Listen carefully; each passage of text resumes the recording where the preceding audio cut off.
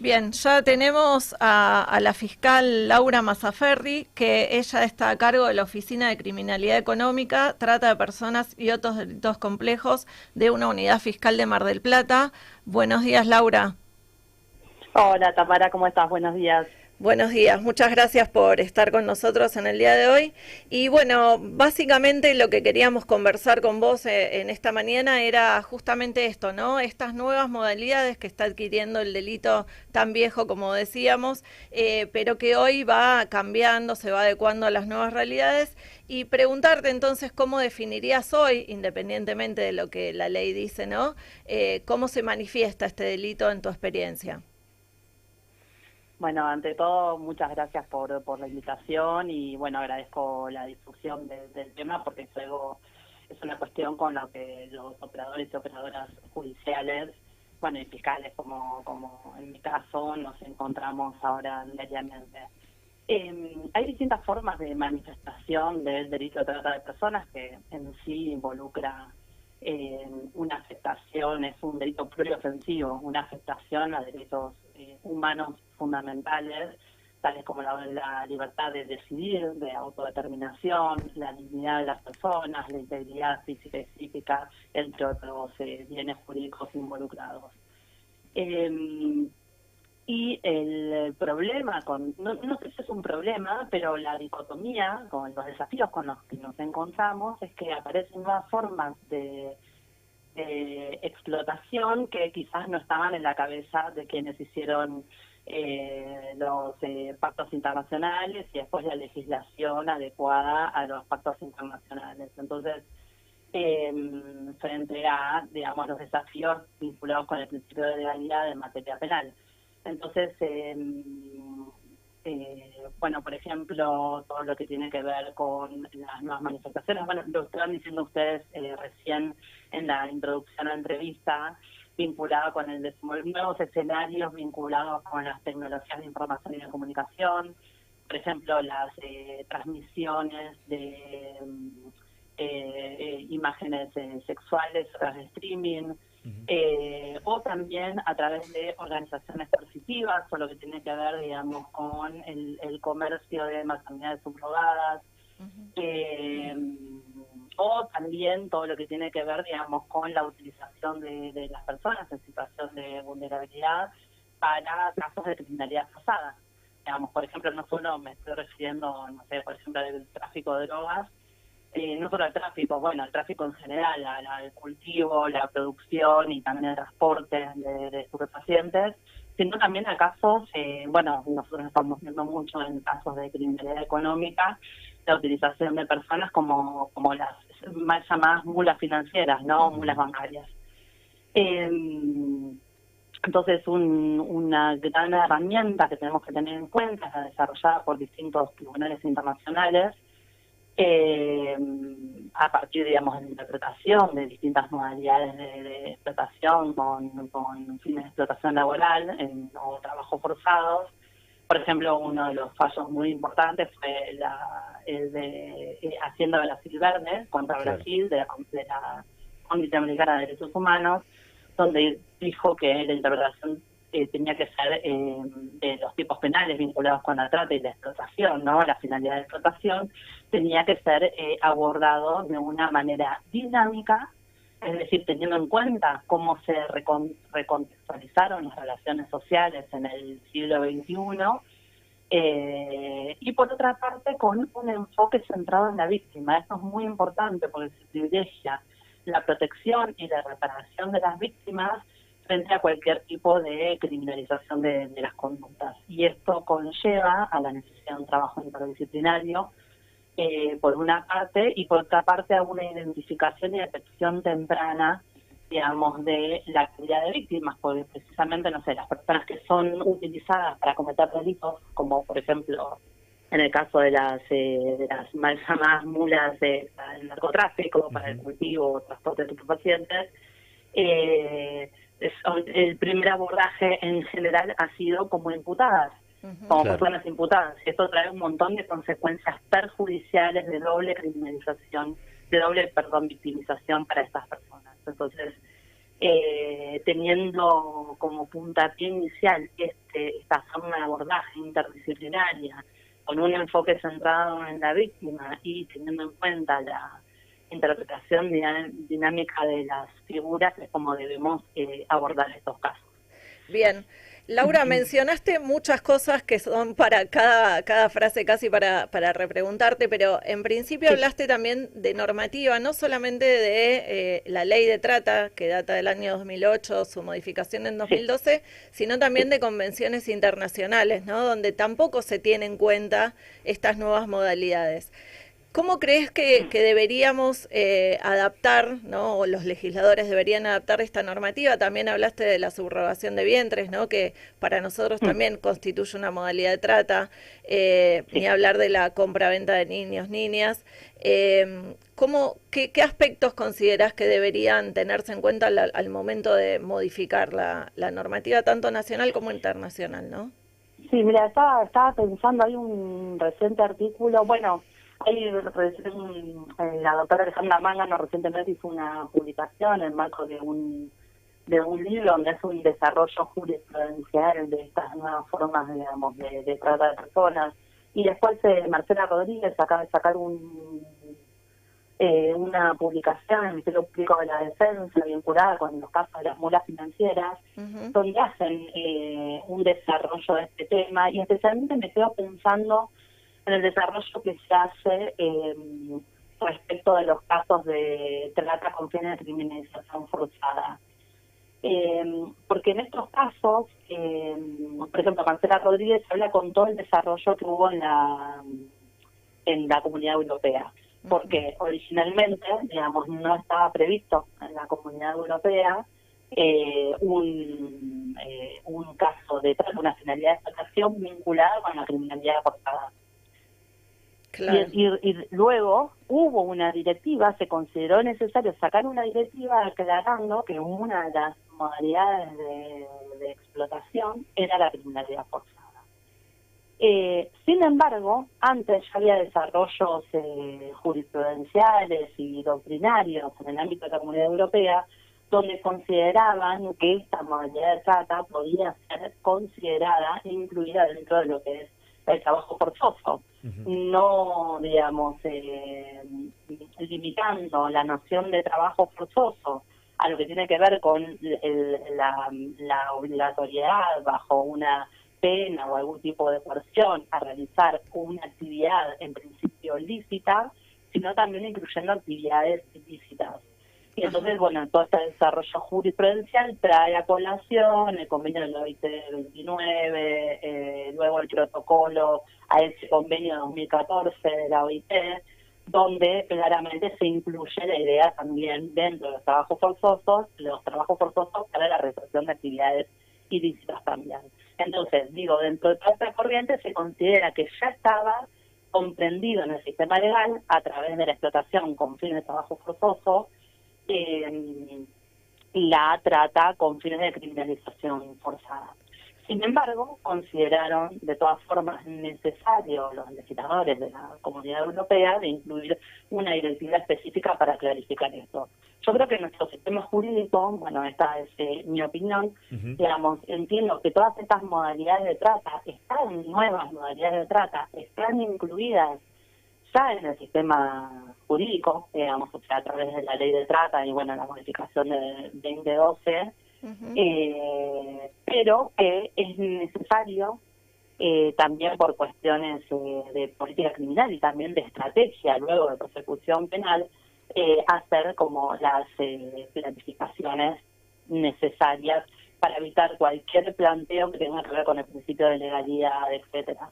Nos costó muchísimo. Yo de hecho veo un gran desarrollo desde que yo empecé a ser fiscal, digamos, Sí. hasta ahora, en todo lo que tiene que ver con la jurisprudencia en materia de trata de personas, en el tema, digamos, del tema de la invalidez del consentimiento, más allá de la necesaria aclaración que se hizo respecto de la invalidez del consentimiento, digamos, en este tipo de delitos con la reforma del 2012, precisamente. Más allá de eso, costaba muchísimo, digamos, generar toda la práctica jurídica en los casos en particular, no observara que había un consentimiento en particular, de hecho pasa hasta hoy en día. Y esto es mucho más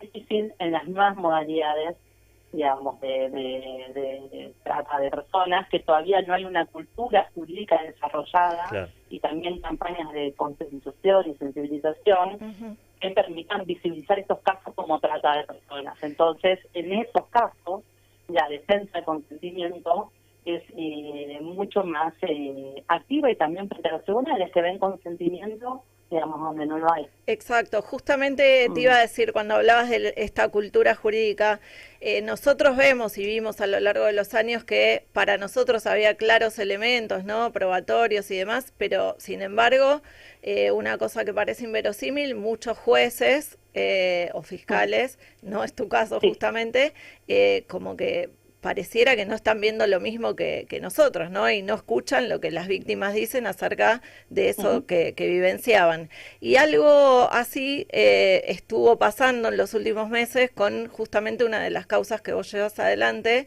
que tiene que ver con una organización coercitiva, ¿no? ¿Qué podés contarnos acerca de esa causa? ¿Cuáles son los indicios de explotación, lo que se puede decir? Porque sabemos que todavía están ahí esperando que les acepten una apelación, si no digo mal, en Mar del Plata justamente.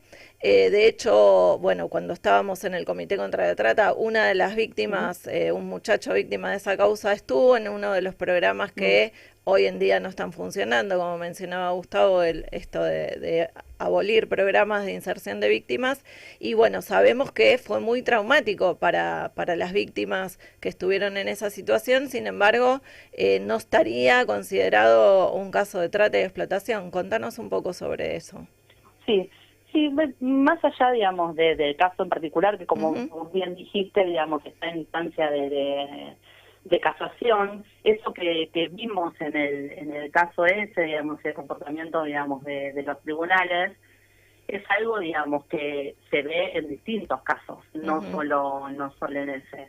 En el caso de lo que sucede en el caso de las organizaciones coercitivas, o, digamos, casos que si bien no pueden ser catalogadas como una organización coercitiva, sí se pueden detectar prácticas vinculadas con las técnicas de persuasión coercitiva, es decir, donde no se ataca directamente la libertad ambulatoria, digamos, sino se ejercen distintas técnicas de persuasión a través de mecanismos sutiles de manipulación de la voluntad, de coerción psicológica, precisamente, digamos, para someter o continuar en el sometimiento de una persona. Bueno, por ejemplo, en este caso que vos me hablaste, digamos, la imputación era para una reducción a la servidumbre, ¿no?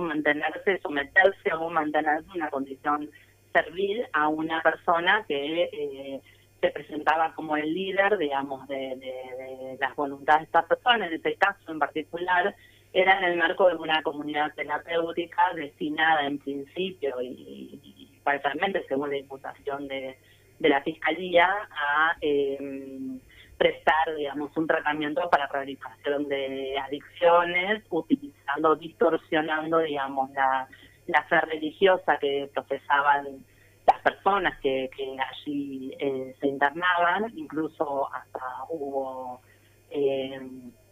en su momento, digamos, personas menores de edad, precisamente, digamos, o sea, como esto era una utilización, digamos, de técnicas positivas para mantenernos en esa situación y realizar, digamos, cualquier tipo de disposición que les estableciera el líder, digamos, de esa comunidad, o quien dirigía esa comunidad, que era en este caso un pastor que decía que profesaba la religión evangelista. Bueno, esto a través de la imposición de distintos tipos de trabajos, distintos tipos de actividades y distintos tipos de mecanismos de coerción, ¿no? Entonces es muy difícil en los casos de coerción psicológica poder, y esto tiene que ver ya con una vieja interpretación en el delito de trata de personas, como decía al principio, donde costó mucho, digamos, luchar contra esta defensa de consentimiento. Y entonces, cuando no había una aceptación directa a la libertad ambulatoria o algún mecanismo de imposición de violencia física, era difícil que los tribunales pudieran advertir, digamos, la presencia de estos indicadores de trata laboral, como en este caso, o de explotación laboral o de explotación de reducción a la servidumbre. En otros casos, cuando ya tenían, por ejemplo, hubo casos en otras jurisdicciones de organizaciones coercitivas, por ejemplo, donde venían mezclados, estoy pensando en el caso del centro de Filadelfia, San Justo, claro, donde eran casos que venían mezclados con imputaciones vinculadas a abusos sexuales o, bueno, sí, distintos tipos de abusos sexuales o explotación sexual también. Entonces ahí, cuando los casos de explotación laboral venían mezclados, digamos, con casos claros de abusos sexuales, en general los tribunales serán más proclives a ver, digamos, la explotación laboral en estos casos de organizaciones positivas, ¿no? O cuando los casos muy graves donde las propias personas, por ejemplo, de Plata hubo, también estoy pensando en el caso Hurtado, fue en el Hotel City, donde hubo también, fueron muchísimos años de explotación bajo organizaciones coercitivas, donde además el líder, digamos, abusaba sexualmente de muchas mujeres que estaban cooptadas, digamos, por la organización coercitiva, y a partir de eso los niños que nacían de esos abusos sexuales agravados, o niños o niñas, ya nacían en el contexto de la organización. Es decir, que su primera formación de identidad, digamos, tenía que ver con esa identidad comunitaria, con la identidad, digamos, que le daba la organización coercitiva. Claro. Entonces, ya son mecanismos, bueno, en este caso en particular, por el que vos me consultabas, las profesionales de rescate decían precisamente que a veces esta construcción no es como una segunda socialización, más allá de la socialización primaria, esta segunda socialización a través de las técnicas de persuasión coercitivas en grupos donde se identifican con determinados signos que les impone el líder o el director, digamos, de esa comunidad, son como mecanismos muy difíciles después de deshacer, porque ya forma parte de la identidad asumida, digamos, por las personas víctimas. Entonces, en la generalidad de nuestros casos no se reconocen como víctimas, y por eso en este tipo de casos es esencial acudir a la jurisprudencia de distintos tribunales internacionales y también nacionales, incluso a nuestra Corte Suprema de Justicia de la Nación, lo dijo. Acudir es muy relevante el rol de los profesionales del programa de IRAS y los profesionales del programa de rescate, que están especializados, digamos, en la entrevista y en la detección de indicadores de situaciones de trata, y por otra parte, digamos, la interpretación en su contexto de las declaraciones de las víctimas. Entonces, esto lo dijo la Corte en un fallo precisamente de explotación laboral del año pasado, o el anteaño, el año pasado, en el fallo Cabrera. Esto es muy importante también porque la Corte admitió meterse, digamos, en el análisis de delito de fondos, como es el delito de trata de personas, ¿no? Y a partir de ahí sostuvo, digamos, la importancia o el rol en la interpretación de la configuración del delito de trata de la perspectiva de las profesionales o profesionales vinculados con el programa de rescate, sí, y también la interpretación en contexto de las víctimas. Bien. Bueno, quien está hablando y comentando es Laura Mazzaferri, es fiscal federal de la ciudad de Mar del Plata. Laura, yo consultarte cómo de un tiempo a esta parte hemos visto, al menos de nuestra óptica, que se habían resentido un poco los programas de asistencia, en lo que, sobre todo que prestaba el Estado Nacional. Consultarte cómo ves vos, a partir de la praxis del día a día en la Fiscalía, bueno, la posibilidad de asistir y proteger a las personas que son rescatadas de situaciones de explotación. Bueno, es cierto, bueno, en el caso de Mar del Plata en particular, nosotros antes, bueno, más allá de acudir al programa de rescate ubicado en la Ciudad Autónoma de Buenos Aires, también, digamos, había 2 profesionales de ese programa que trabajan en Mar del Plata. Bueno, esto, la parte de Mar del Plata, bueno, un poco me armó, y entonces ahora es necesario para la intervención, digamos, o sea, esperar a que puedan acudir las profesionales del programa de rescate. Sin prejuicio de eso, como lo hicimos siempre, porque es muy difícil cuando la jurisdicción está en Buenos Aires Claro. poder articular, digamos, con todos los programas de protección. Nosotros siempre ya tenemos experiencia en la gestión, digamos, de distintos recursos, digamos, tanto del Estado nacional como del Estado provincial y del Estado municipal, y también, bueno, ahora, digamos, con la instauración del sistema rotatorio en Mar del Plata, también se creó un área de atención a las víctimas. Entonces, bueno, realizamos articulaciones entre todos los programas. Hace poco, por ejemplo, tuvimos un caso en Chivilcoy, o sea, unas víctimas que provenían de Chivilcoy, y en ese caso intervino el programa de rescate con la DOPIC, que es la Dirección de Asistencia a la Víctima de la Procuración General de la Nación, también por la cercanía de Chivilcoy con Buenos Aires y, bueno, no en Mar del Plata, y la idea es que las declaraciones a las víctimas pudieran ser tomadas, digamos, en el lugar, digamos, donde están las víctimas, y no tener que volver a ser trasladadas a Mar del Plata, que en estas jurisdicciones donde se había llevado a cabo la explotación, ¿no? Bien. Y Laura, te queríamos agradecer obviamente tu tiempo y todas las consideraciones que nos estás compartiendo, y justamente, ¿no? Como es tan difícil probar muchas veces esta coerción y estas ataduras psíquicas, ¿no? Que genera la trata y la explotación, creemos que lo más importante es trabajar en la prevención. Así que, ¿qué le dirías vos hoy a toda la sociedad? Porque hoy, justamente, a través de todas estas cuestiones que venimos hablando, todos somos pasibles de ser víctimas de un delito como este, por diferentes vulnerabilidades que nos atraviesan. Obviamente hay sectores más vulnerables, pero ¿qué mensaje le darías a modo de, bueno, cómo alertar, cómo prevenir caer en alguno de estos tipos de situaciones de trato o de explotación? Bien, yo una de las cosas más importantes es poder trabajar en las escuelas, en los centros comunitarios, en los clubes, digamos, los lugares donde hay más, presencia, digamos, o sea, del Estado, redes sociales, de contención y también de sensibilización y capacitación. Entonces, bueno,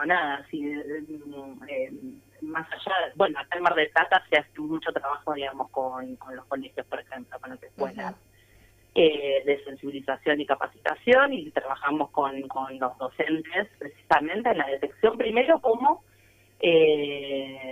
especialmente cómo poder tratar la relación de los chicos y las chicas, digamos, con las tecnologías de información y comunicación, y bueno, en todas las inteligencia artificial, digamos, que ya son un hecho, no es que van a venir, están entre nosotros. Entonces no es posible, digamos, o sea, prohibir eso, pero cómo gestionarlo, digamos, para que puedan estar atentas, digamos, a cualquier método, digamos, de captación o de explotación a través de las redes. Y por otra parte, digamos, señalar que precisamente el escenario, digamos, de la explotación de las personas, tanto sexual, laboral o como venta de órganos o tráfico de órganos, no solamente se da en el espacio físico, sino también se puede dar en el espacio virtual, que es un espacio real para todos nosotros, el espacio virtual. Entonces ya no es virtual, sino también real. Entonces, ante estos ofrecimientos, digamos, de obtener dinero rápido, para que puedas